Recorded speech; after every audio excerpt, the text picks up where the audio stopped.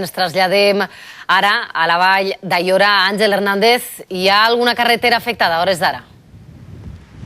Sí, hi ha una carretera, és la carretera comarcal CB 590, que uneix la població d'Aiora amb la d'Énguera. Està, com veuen, nevada, així parcialment, però serra amunt la cosa es complica. Estem en el quilòmetre 10 i a partir del quilòmetre 14 i fins al 25 se necessita cadenes per a poder circular perquè s'acumula més de 5 centímetres de gruix. En esta zona està nevant des de primera hora del matí. En les zones més baixes és pluja, normalment els temporals descarreguen més en les zones de costa, però la notícia està en que aquestes pluges també han arribat a les comarques de l'interior i per això a la vall d'Aiora i a la Canal de Navarrés, en algunes poblacions, s'arrepleguen entre 30 i 50 litres d'aigua per metre quadrat.